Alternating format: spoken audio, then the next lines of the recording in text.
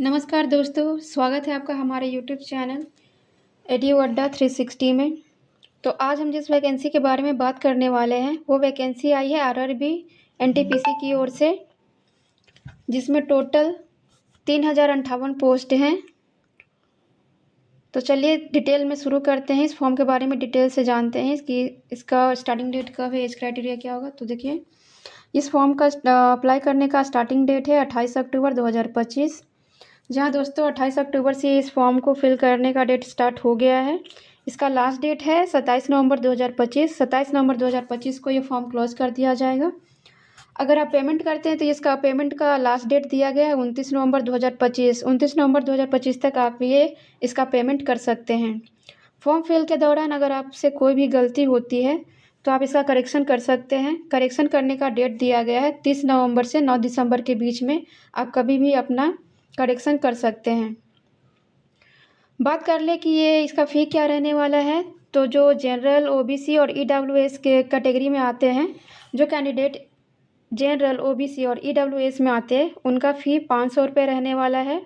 और जो candidate SC, ST, EBC में आते हैं तो उनका फ़ी 250 रुपये रहने वाला है।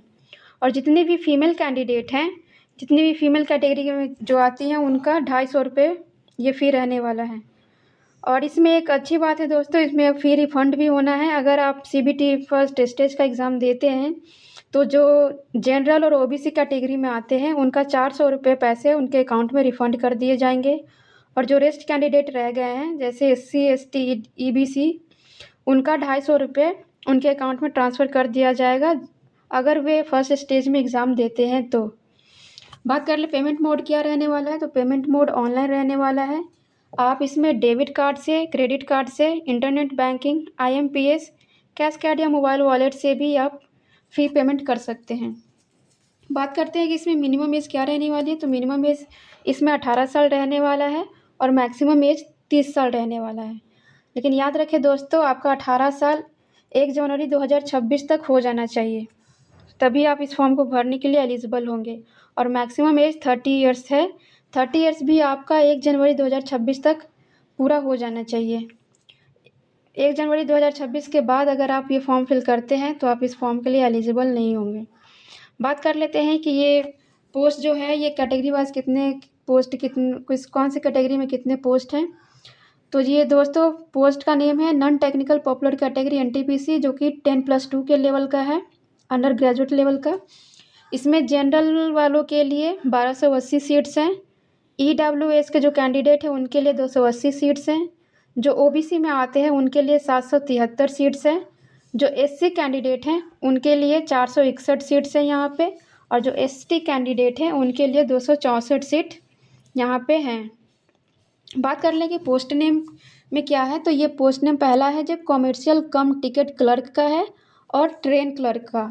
इनका एलिजिबिलिटी क्राइटेरिया देखिए तो 10+2 का ही है। अगर आप इंडिया में किसी भी बोर्ड से हैं तो आप ये फॉर्म को फिल करने के लिए एलिजिबल हैं। ये इसमें जनरल, ओबीसी, ईडब्ल्यूएस कैंडिडेट वालों को 50% मार्क्स लाना अनिवार्य रहेगा।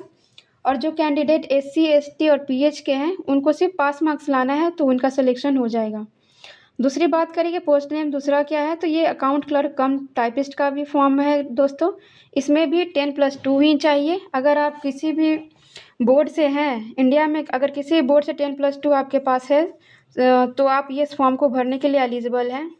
इसमें जनरल, ओबीसी और ईडब्ल्यूएस वाले कैंडिडेट को ये 50% मार्क्स लाना अनिवार्य होगा, जबकि एससी, एसटी और पीएच कैंडिडेट को सिर्फ पास मार्क्स लाना ही काफ़ी होगा तो उनका सिलेक्शन हो जाएगा। और जूनियर क्लर्क कम टाइपिस्ट के जो वैकेंसी है इसमें आपका कंप्यूटर टाइपिंग लिए टेस्ट लिया जाएगा, जिसमें इंग्लिश का 30 वर्ड पर मिनट है और हिंदी में आपका 25 वर्ड्स पर मिनट होना चाहिए। जी हाँ दोस्तों, इंग्लिश में 30 वर्ड पर मिनट्स आपका होना चाहिए और हिंदी में 25 वर्ड्स पर मिनट होना चाहिए, तभी आपका सिलेक्शन हो पाएगा। बात कर ले कि ये मोड ऑफ सिलेक्शन क्या रहने वाला है। तो जी आपका ये इसमें सीबीटी फर्स्ट होगा, सीबीटी सेकंड होगा, देन आपका स्किल टेस्ट होगा, टाइपिंग टेस्ट होगा, एप्टीट्यूड टेस्ट होगा, देन आपका डॉक्यूमेंट वेरिफिकेशन होगा, देन आपका मेडिकल एग्जामिनेशन होगा।